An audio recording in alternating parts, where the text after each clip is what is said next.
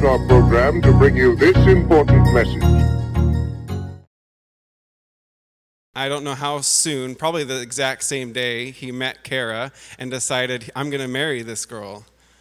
Maybe soon after, anyway. So they've been married for a few years. They've recently moved out here in the last year. They moved out here, and since coming out here, they've had a baby girl. I can relate with that. My wife and I have also had a baby girl since we've been out here. Their daughter's name is Abby. She loves Lake Michigan. She loves the sand, and she loves sitting in her high chair at the beach, looking out just to the water and to the horizon. And I can relate with that. I love that as well. Seth has been pastoring for 4 years, but currently he's studying at the Andrews University Seventh Adventist Theological Seminary, where he is working for a Master's of Divinity, and he'll be finishing in the next year and a half, I believe, I think August of 2020 or December of 2020. So we're happy to have Seth and his family here with us this evening, and I would like to say a prayer for Seth and for the words that God has put on his heart.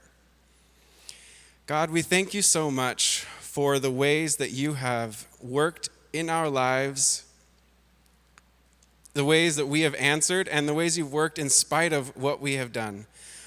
Oftentimes, we have good intentions, but we still cause pain. And so I just pray that through this series, we would learn how we can intentionally partner with you, with what you're doing, and that we can make a difference in the lives of the people and serving you where we live, work, and play.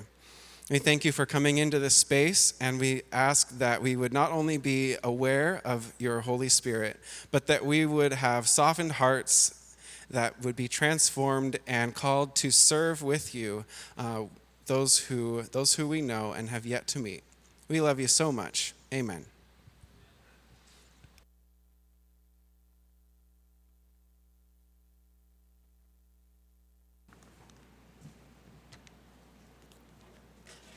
Good evening, everyone. It is a real privilege for me to be here with you all.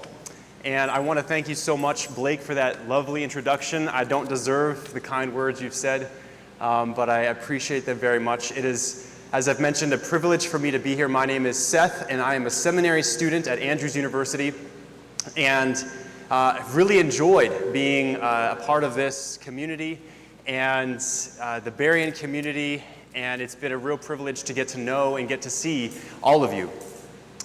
This evening is really the beginning of a series called Life Project. And Life Project is really all about experiencing abundant life.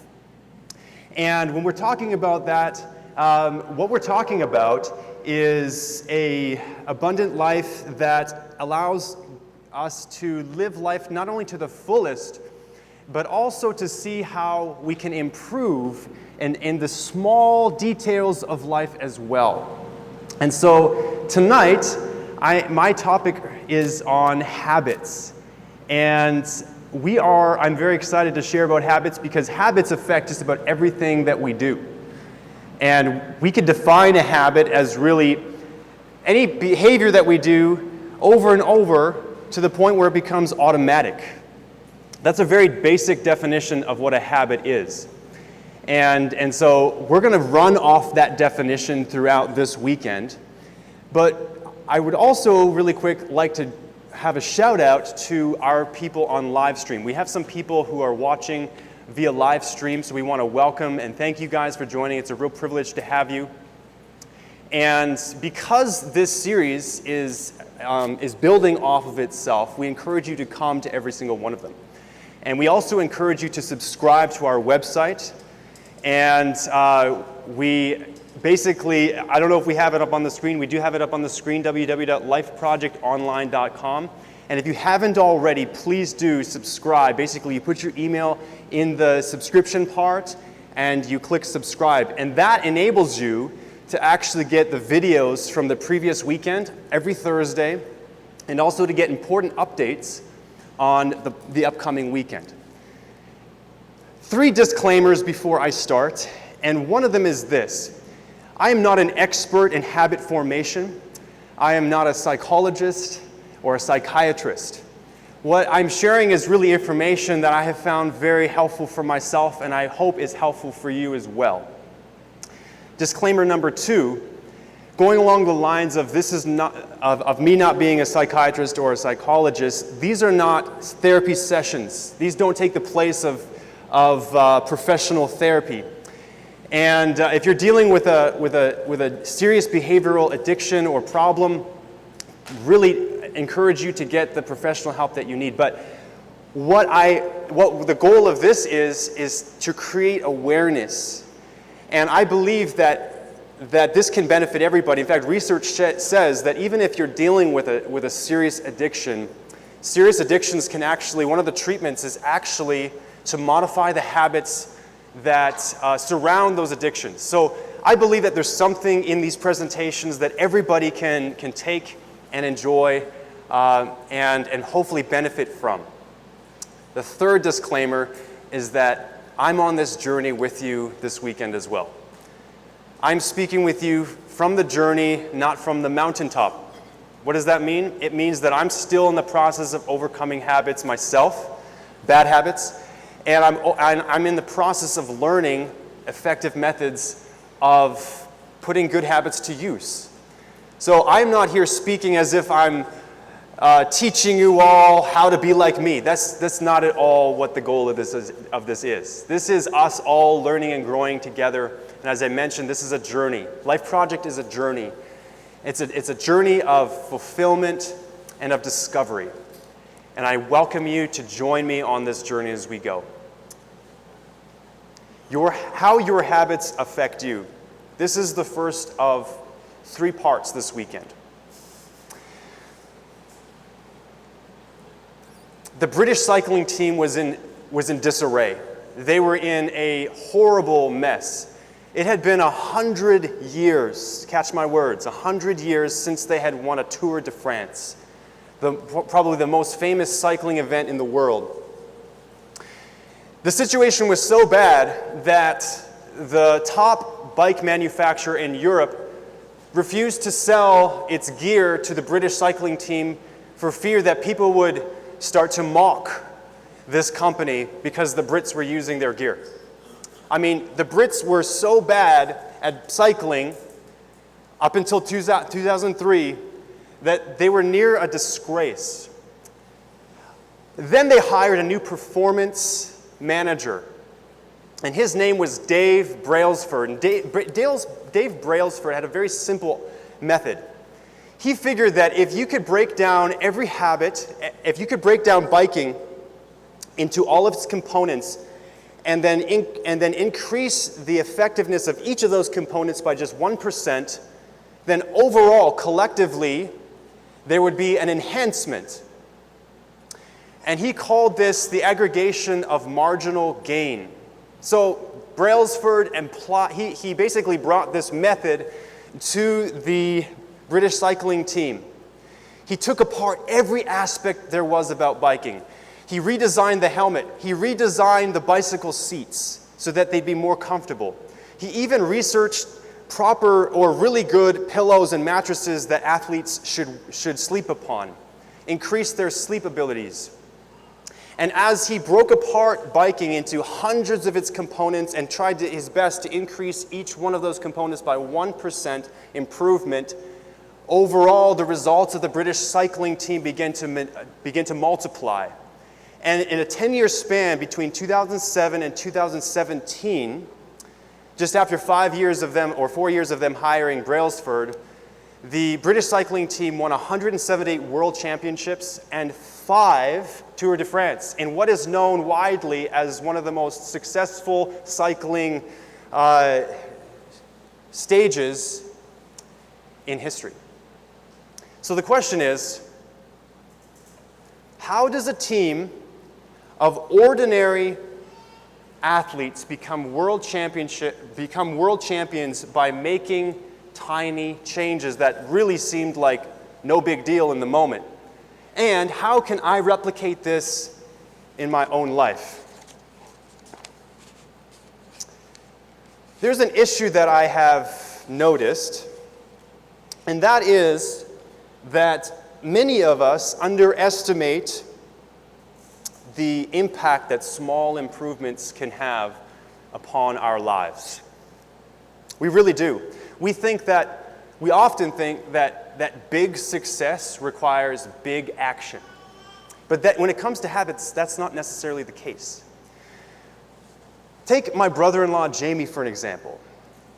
Jamie is a scholar in every form of the word. Jamie is able to digest information and reproduce it in a classroom setting. This is a picture of him on a mission trip. Jamie has a brilliant mind. You can he's basically a walking encyclopedia. You go up to Jamie, and I mean, he's a few months younger than me, and I almost sometimes feel like he puts me to shame. Not because he's trying to, but because he knows so much. And you can just go up to him and ask him anything, and he can tell you. Jamie has a very amazing ability to memorize information. And he's very religious, so he memorizes the Bible. And he can recite a whole book of the Bible to you. So some people have gone up to Jamie and said, Jamie, I'm jealous of you. You just have such a natural ability to just digest information. You have a brilliant mind, which he does. I wish I could memorize like you. You want to know what Jamie says about that? He says, there's nothing natural here. He said, every single day, I'm studying. I'm working hard. I'm taking the time. I'm setting aside time every day, and I'm breaking apart information. I'm digesting it slowly, and I'm working really hard. It's a daily thing. It's a habitual thing. And you know what? What I find interesting about that is that Jamie is right, because what people only see is the tip of the iceberg. Oh my goodness, this guy, he can memorize information like you wouldn't believe. I wish I had a memory like him. But the reality is, what we fail to see is the lower part of that iceberg.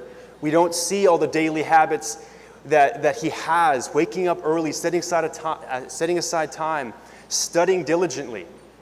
And those are the habits, those are the bottom of the iceberg that we don't see. And so often, we want to be like those people, like Jamie, but we fail to see what it takes to be there. So many times we think big success requires big action. When I was very young, my parents took us to a gymnastics show, and I was really inspired as a young boy. I saw people flying through the air, doing flips. I saw pyramids. I saw all kinds of things that my little brain had never taken in before. And I was majorly inspired. So inspired, in fact, that when I got home that night, I was like, you know what? I want to do what they do. I want to do a front flip. I bet you I can do it. So I put a blanket on the ground, because I saw that they had been using mats. So I put a blanket on the ground. I got up on my mom's piano bench, and I flung myself at the floor and hoped for the best. And thankfully, I didn't land on my neck, but I landed on my back, and I was very sore. Sometimes we think that big success requires big action, and big results require big action, but we fail to see, and what I often fail to do is to recognize that big action requires small steps of success.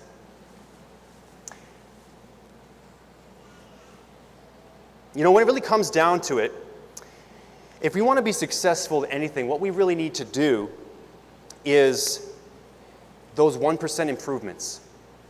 1% improvements every single day for an entire year increases your level of success to 37 times. That's just 1% improvement. This is kind of like an exponential sort of thing that we're seeing. And you can almost picture this, you can picture this in this way as well. If you were to take the time to really break this down mathematically, you would see that 1% improvements every day actually starts to increase to the point where there's a certain level, a certain point where it just takes off. And on the same token, though, 1% decline can lead you down a narrow slope. And so let's just look at a few examples here.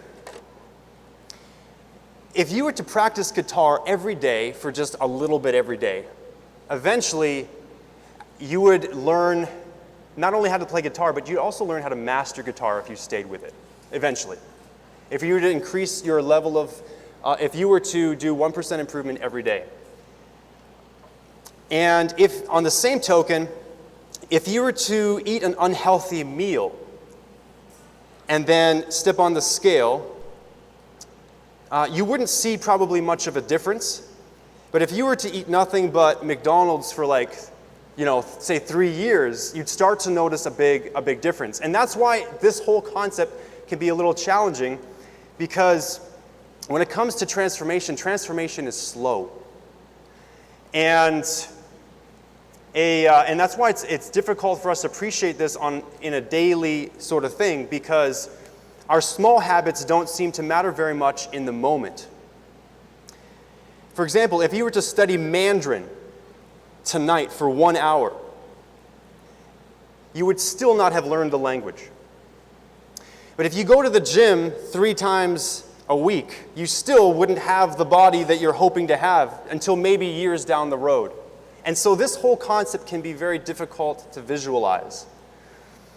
And that's why often it's difficult for us to stick with those habits that we're really wanting to stick with. And again, on the flip side, if you were to repeat 1% errors every day, rationalizing them away, your small choices would eventually compound into bad results. And this is where it gets really easy for us to kind of rationalize things away. Because we rationalize, we say, well, one unhealthy food choice today I don't really see the difference. And so we keep on that path. But again, that's just a little slip. But honestly, if we were to do that every day, that would lead to somewhere. Everything we do leads us somewhere. That's what I'm trying to get at. And if we think about it, we break it down into 1% in increments, whether that's a positive or negative increment, that makes a huge difference. You can kind of think of this in the sense of an airplane. If an airplane was traveling along and it was just 1% off, you would get to a very different destination. And that's precisely what happened to a guy by the name of Edward Rickenbacker. Now, Edward Rickenbacker was a pilot. He was a World War II pilot that continued his career into World War I pilot that continued his career into World War II. Maybe some of you have heard of him. He used to be a race car driver as well. But Edward Rickenbacker, he was given this assignment back in World War II to take an airplane, a cargo plane, a B-17, and a crew of men to check on some U.S. Army combat units that were stationed in a small island in the South Pacific. So they took off sometime in, I believe it was 1944, and the way they're headed down to this island about 1,000 miles about southwest of Hawaii. And as they're heading along, about an hour before they were the scheduled landing, Rickenbacker, he throttled back and descended and began looking for the island. But no island came into view. So he did a 180-degree turn and was looking, and no island. They circled and circled and circled, climbing to see if they could see anything. No island in sight. They were about an hour left of fuel, desperately needing to find a place to land. This was just a small little island, and try as they may, they couldn't find anything.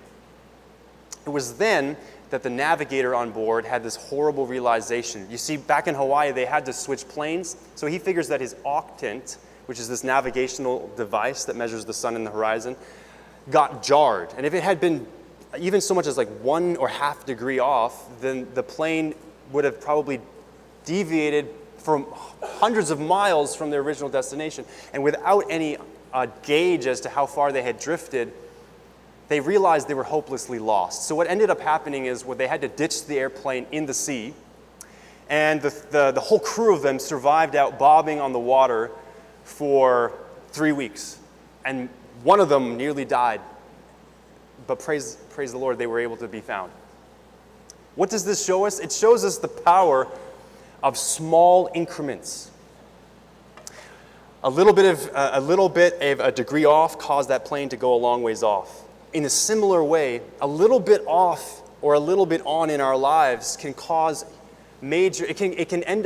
We can end up in a destination we never dreamed possible. You know, one of the major challenges that I've found with forming good habits is that we often give up a little too early. And there was this one New Year's Eve that I had this New Year's resolution that I was going to run every day. Now, this is in Alberta, Canada, in the wintertime, in January. And I had this goal, I'm going to run every day. So I went outside, I got up early, I can't remember if it was New Year's Day or the day after. I got up early that morning to go running, and I took one look at the snow, and I went back to bed. I didn't even give myself a chance. But sometimes we make all these big plans, right? And, say we have a goal that we want to, run a marathon. We're like, okay, I'm going to run it tomorrow. Often that doesn't work. Often we end up feeling, if anything, really discouraged when we do something like that. But even on a very basic level, say the marathon was, I don't know, maybe a year down the road. You get to training, you break everything down into what you have to do on a daily basis to train for this marathon. I haven't run a marathon yet, by the way. That's still a goal in my mind, to run a marathon. How many of you run a marathon before? All right. Well, I'm part of the minority, I see that. Or majority, I should say. Anyways, so running a marathon, breaking it down even on a day-to-day basis can be really challenging. Sometimes we don't see any results happening. And just like that 1% increment, you don't really see anything happening for a long time. And so that's where things can get a little discouraging, because we as people like to see immediate results. And when we don't see those results, it's easy for us to give up. But what we really need to do is, there's this concept, a lot of the material I've gathered for this series comes from two books, The Power of Habit and Atomic Habits. And what James Clear says in Atomic Habits is that habits are really hard to keep because we don't see the results until we break through what he calls the plateau of latent potential. What is this exactly? If you think of it in the terms of two tectonic plates grinding against each other, they can grind against each other for years, for decades. And you don't see the results, you don't really have any of the effects. They're not cognizant to you because it's happening on the ground. But then one day, all of a sudden, all that pressure that has been building up, all of a sudden, one day, these two tectonic plates rub against each other like they've done for all those years, and an earthquake happens. How do you explain that? Well, you explain it from all of the pressure that had been built up from those days of the two tectonic plates grinding for the years before. When it comes to our habits, it's the same concept. We might be really discouraged. Say I'm wanting to learn Mandarin. It's a very complex language, I've heard. But one of our, he's not here today, Randy, he knows how to speak Mandarin, I believe. Is that right, Chantel? Yeah. Anyways, we'll have to ask him how he did it. But if you wanted to learn Mandarin every single day, it's going to take you a while before you actually feel like you're getting anywhere with it. Until you pass this point, all of that progress that you have been gaining is not for naught. It's been building in the background. Say I want to go running. Say I want to become fit. Say I want to lose weight. Don't allow the discouragement of the daily grind to cause you to stop. because that would be self-defeating. What this is telling you is that you've got to continue on, because the pressure is building in the background, and eventually you will start to notice change. And that's when we've broken through the plateau of latent potential. It's there, the potential's there. But we got to continue on in the progress in order to reach that. Does that make sense? So there is an interesting quote here. The San Antonio Spurs have this quote, and it says, they have this up in their change room, their locker room. When nothing seems to help, I go and look at a stonecutter hammering away at his rock, perhaps 100 times without as much as a crack showing in it. Yet at the 101st blow, it will split in two, and I know it was not that last blow that did it, but all that had gone before. When people experience success, my brother-in-law Jamie, people say, oh, you're an overnight success. When we look at people who are successful, when we look at sports teams that are successful, they're not overnight successes. Most of them have stories of the grueling years of what brought them to where they were. And I think we can all relate on a very intimate level when it comes to this very aspect. It's the pressure of the daily grind building that eventually gives you the fruition that we're looking for in life. So the question is, how do I stick with it enough to break through the plateau of latent potential? And how can I get to the place where my good habits begin to multiply? You know, kind of like riding the wave, so to speak. Many people will say that the best way to find success in life is to set a goal. Now, goals are important. In fact, without goals, we wouldn't have vision and we wouldn't have direction. So goals are important, but what the problem is, especially when it comes to habits, is if we've set a goal but we don't have a system to reach that goal, then we run into problems. There's quite a few problems when it comes to focusing on goals instead of systems to reach those goals. But when it comes to habits, there are two major problems when all we focus on is goals and not systems to reach those goals. Goal number one, or the problem number one, is that goals only treat symptoms, not the real problem. What do I mean by that? Imagine with me that your room is really messy and you set a goal, I want to clean this room. So one afternoon, you kind of gather the motivation that you feel you need, and you quickly tidy everything up, you kind of sweep everything under the bed, and you make everything look nice. But here's the thing, if you were to maintain your sloppy habits, your room would be messy again probably within a day. So all you've done in setting a goal is just you've attacked the symptoms and not the real root cause of the problem, which is your bad habits. So what we really need to do is a system. Maybe your system for keeping your room clean, which is your goal, is to put something away every time you use it. Simple idea, but it's a system, a small, daily, habitual thing that you can do that will make your room clean overall. All right, that's just an example. So that's one reason why habits, goals, when it comes to only focusing on goals and habits, can be a challenge. Because goals cause us to focus on symptoms rather than the root cause, which is our bad habits. The second problem is that goals restrict your happiness. Behind every goal is this basic assumption: once I reach this goal, I'm going to be happy. But the problem with that mindset is we're constantly delaying happiness for this future undefined reality that we don't even really know how to define it. I mean, we just set this goal and we're like, I'm not going to be happy till I lose 50 pounds. But sometimes that may not be a realistic goal, and we might end up being disappointed, especially if it takes forever or we never reach that goal. Little story. Growing up, we had these ptarmigans, these turkeys, wild turkeys that would venture onto our property. I'm sure there are some around here because I grew up in the Toronto area and it's not that far from here. So we'd have these ptarmigans wander onto our property. And my brother and I, we had this fascination with chickens, turkeys, birds like that because we loved to chase them.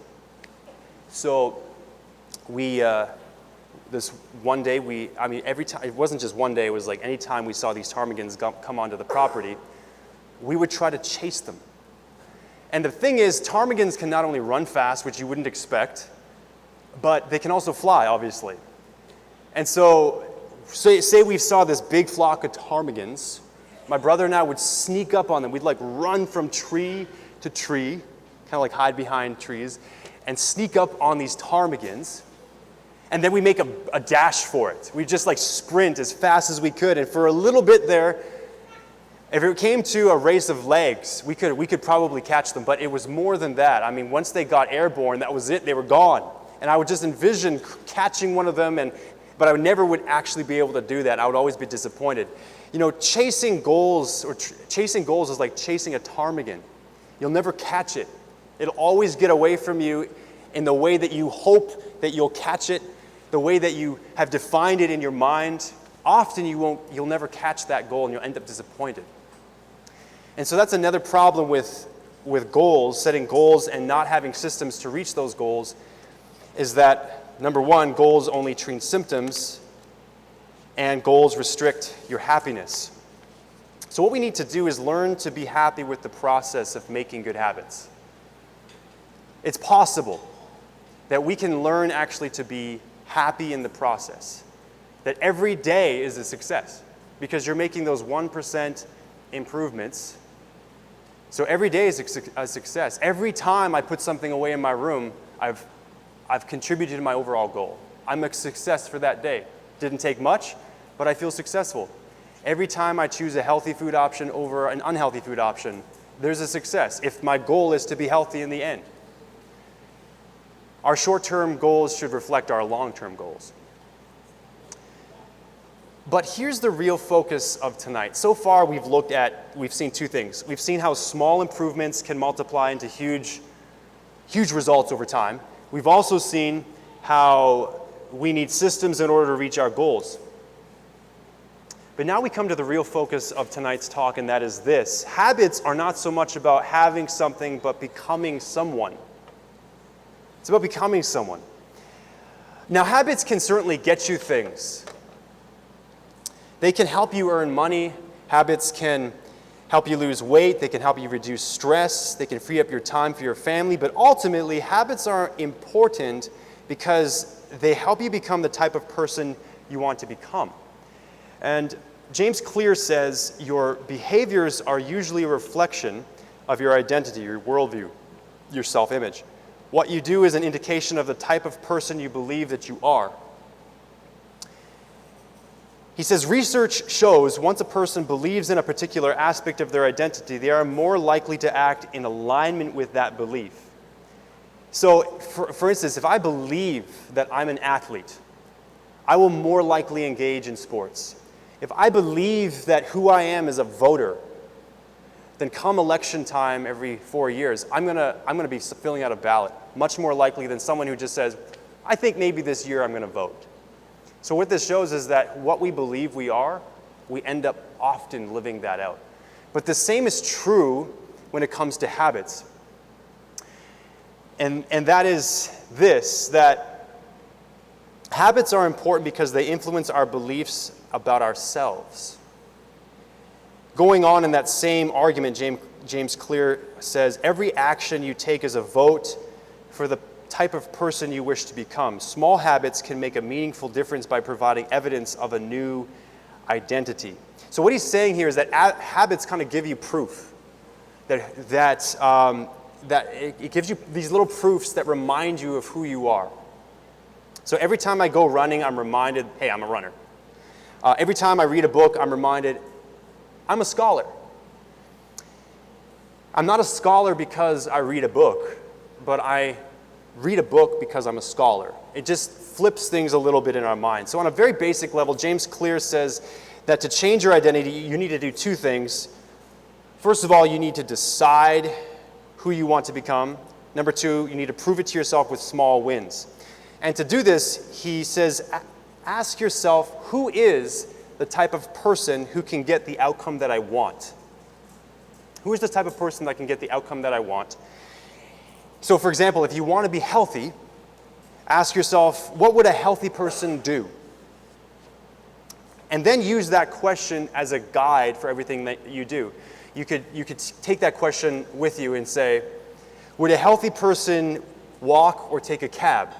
Would a healthy person order fries or a salad? So essentially what you're doing is deciding, hey, I want to be someone who's healthy. And then every single day you're asking yourself, well, what would a healthy person do? And that helps us it forces us to think about making those 1% improvements.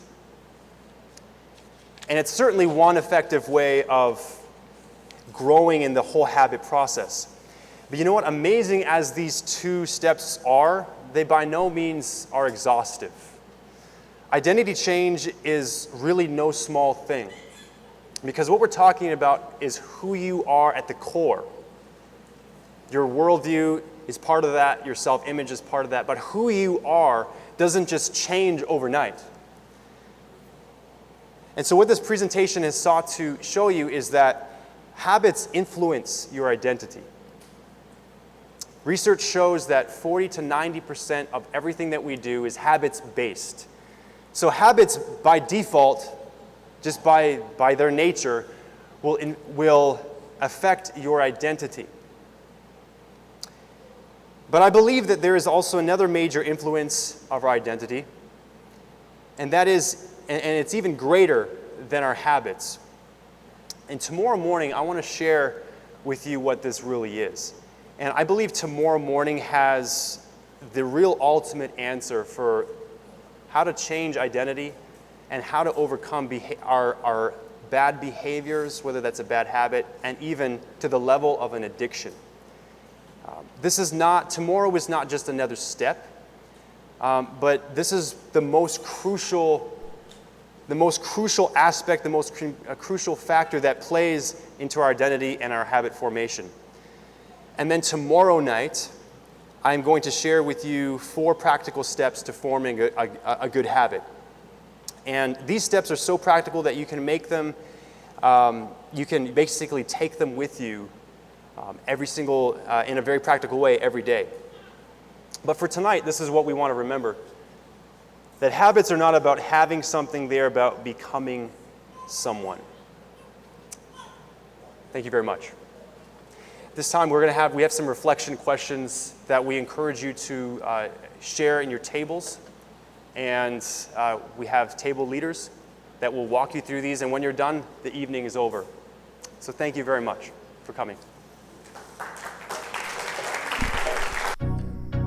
How's it going, everyone? Thanks for checking out the Life Project. We hope that you enjoyed the presentation tonight.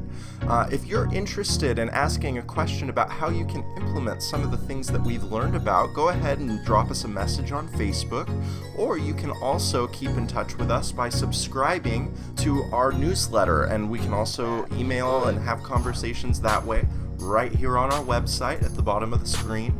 You can also watch more content, either on this video on my left shoulder or this one on my right shoulder. If you do subscribe to our channel, you'll be kept up to date when we do our next presentations. You can follow our schedule there on Facebook and our website as well. But we once again thank you for tuning in, and we'll see you soon.